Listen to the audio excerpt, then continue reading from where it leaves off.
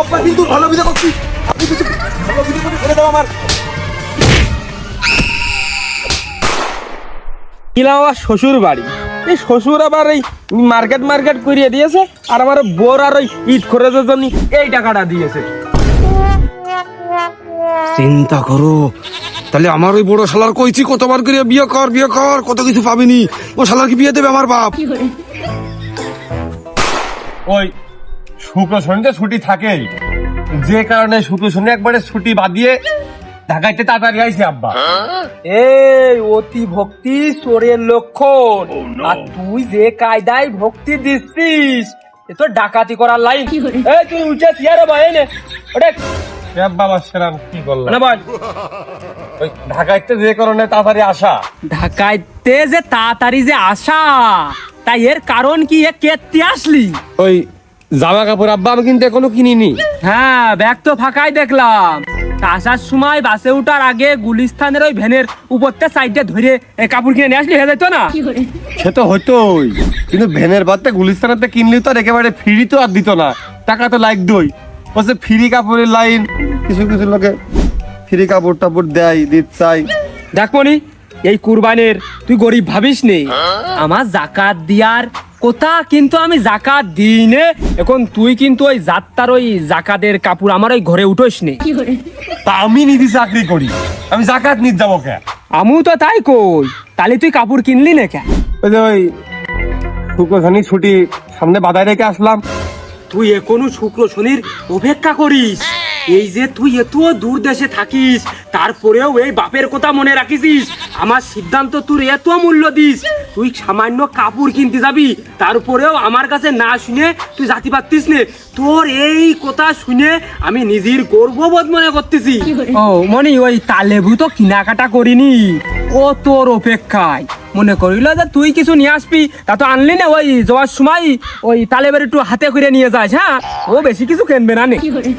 আব্বা আসলে তুমি তোমার আর কি তুমি বুঝতেছো, তোমার বয়স তো আর কম না, তুমি বুঝতেছো, আমার বিশ্বাস তুমি বুঝতেছো, কিন্তু তুমি কোনো কায়দায় ধরা দিতে চাচ্ছ না। সেটা হচ্ছে যে সারা জীবন প্রত্যেক ঈদই হোক এমনি সময় হোক আমরা নিজেদের জামা কাপড় নিজেরাই কিনি, তো মাঝে মধ্যে ব্যাপারটা পরিবর্তন করলে ভালো হয় না? তবে আমরা আরেকজনেরটা কিনলাম, আরেকজনরা আমাকেরটা কিনলো, মানে আদান প্রদান হলো, বিষয়টা কোনো ভালো। বাড়ির বাড়ির লোকজন আসা আসি, সামনে শুক্রবার শুভ দিন রয়েছে, শুক্রবার মানে কিন্তু একটা নতুন জীবনে পা রাখার একটা বিষয়বস্তু আসে আব্বা, বুঝাও না বুঝার ভান করো, লজ্জা দাও খালি। হ্যাঁ পরিবর্তন আর কি, আগের বার শার্ট আর প্যান্ট পরে ঈদ করলি, আর এবার ওই দুটো পরিবর্তন করিয়ে ওই পাঞ্জামি আর পায়জামা পড়লি এই, আর কুরবানি তো দিয়ার কোনো কায়দাই নেই, ওই আগের দিন গোশ কিনে নিয়ে আসবা না, ওই দু একজন এসে খেয়ে গেল। আব্বা আমি আপনার জামা কাপড় বদলানোর কথা কইনি, আপনি কি বুঝতেছেন না, না বুঝার চেষ্টা করতেছেন না, নাকি বুঝেও ধরা দিচ্ছেন না? আমি এইটা আমি নিজেই বুঝতে পারতেছি না। আমি কইছি যে আর একজনের হাতের আসার কথা, মানে আমরা আর একজনের যেরাম দিলাম আর একজনরা আমাকে দিল, সারা জীবন তো আমরা নিজেরাই চয়েস করে করে কিনলাম। ও তার মানে তুই কোথায় যাচ্ছিস? ওই যে তুই দূরে ঈদ করিস তো নিজেরটা নিজেই কিনিস, এবার তুই কোথায় যাচ্ছিস? তুই আমার কাছে টাকা দিবি, সেই টাকা দিয়ে আমি তোর কিনে দেবো। ওই ছোট কালের মতো। হ্যাঁ আমি বুঝেছি। হ্যাঁ তা কি করি হয়, কিরাম বুঝলেন কোন দিনই?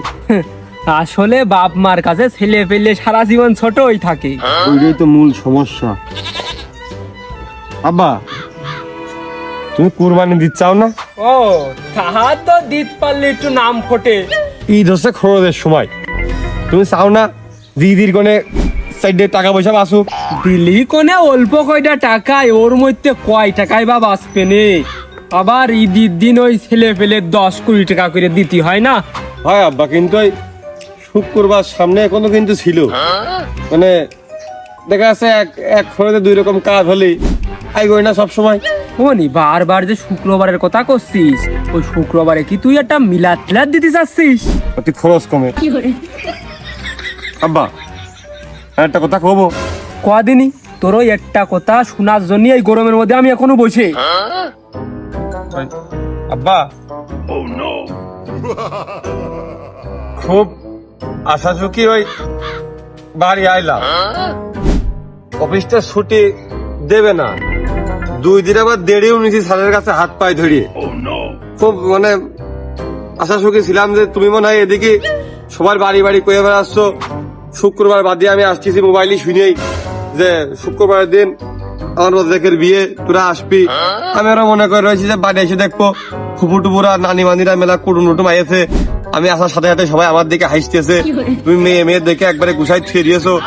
আমি কব যে আব্বা আমি তাড়াতাড়ি বিয়ে করতে চাই না, তুমি জোর জার করে বইকে ডেকে হুমকি টুমকি দিয়ে আমার মান সম্মান থাকছেন না, এইসব টেসব কই আমি বিয়ে কানা জোর জার করে দিয়ে দিবা।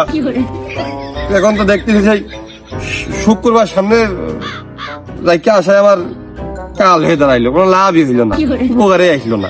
এই কয়দিন হলো কয়টা টাকা তুই আমার হাতে দিয়েছিস? একেবারে কম কোনে।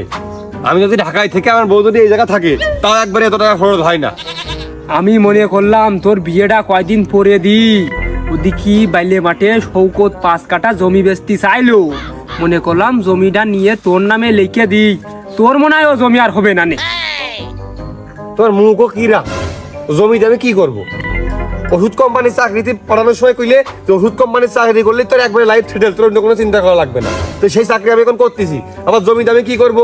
এই ঈদের কোন গেছে, শ্বশুর বাড়িতে আমার জামা কাপড় দেবে, তোমার জামা কাপড় দেবে, আমি আবার তুমি আবার আমার কমা টাকা এই দিতে হবে, ওইটা আমি আবার কিনে টাকা দেবো। এই শালি মালিকের নিয়ে এই ঈদের পরের দিন আমার না পার ঘেনে ঘেনে ঘুরে ঘুরে বেড়াবো, ফুচকা টুচকা খাই যাবো, এগুলো হবে না। জমি আমার কি কামে লাগবে? ক্ষতি হয়েছে, আমি দেখতে পাচ্ছিস ক্ষতি হয়েছে। ঢাকায় মনে হয় তোর কোন দোস্ত বন্ধু থাকে, বউ নিয়ে ভাড়া, তোর কাছে মনে হয় 4টা গল্প করেছে আর তোর মাথা গেছে, ক্ষতি হয়েছে। কি বুঝাচ্ছিস? আমি কি বুঝাই না।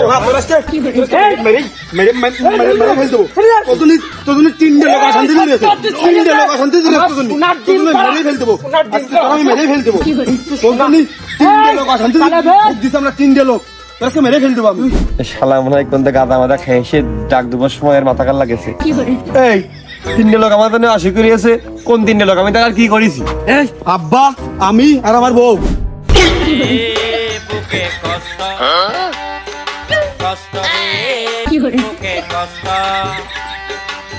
কোন কারণে? আমি সুখী নেই, আমার বউ তো সুখী থাকতেই পারে না, আব্বাও সুখী নেই, শুধু মুখ ফুটে করতে পারে না তাই। এই আমি সুখী নাই কোন কায়দায়? তুমি নাই বিয়ে করেছো, তোমার আর দরকার নেই আপাতত, কিন্তু ও শালা কেন উদ্বোধন করে না, কেন বিয়েটা করে না? ও বিয়ে করলি, ওর সিরিয়ালটা আমার, আমি বিয়ে করতে পারি। তারপরে নাই তোমার নিকের ব্যবস্থা আমরা 2 ভাই মিলে করে দিলাম। ভাবলি, কিন্তু আগে নিজেরটা। আব্বা এই থাকো, ছেলেবেলে মানুষ ভুল করেছে, আমি দেখছি বিষয়টা।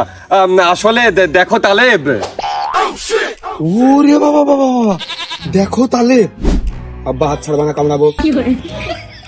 ওরে আল্লাহ, আমার শালা, দেখো তালেব, এ শালা গ্রামের কবুতর সরে না 2 দিন পায়রা হে, দেখো তালেব, ভালো করে কথা কস, কিন্তু গ্রামের ভাষায় কথা কস, চলে ভাষায় কথা কস শালা।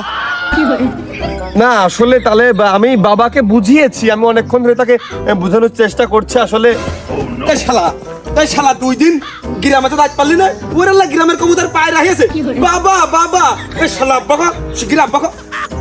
মিস্টার কুরমান, এই ভোদাল, কিরাম ছেলে বানিয়েছো, কিরাম শিক্ষিত ছেলে বানিয়েছো হে।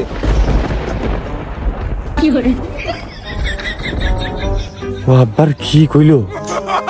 তালেব বাবা একটা মুরব্বী মানুষ, তুমি বাবাকে কি বললে? একটু মুরব্বী মানুষের সাথে এটা কি ধরনের আচরণ? বাপ বয়সী মানুষ, সরি বলো। না আব্বা, সরি। তা আমি কিছু শুনলাম না তো। ও তা তোমার শোনা লাগবে না, যাও।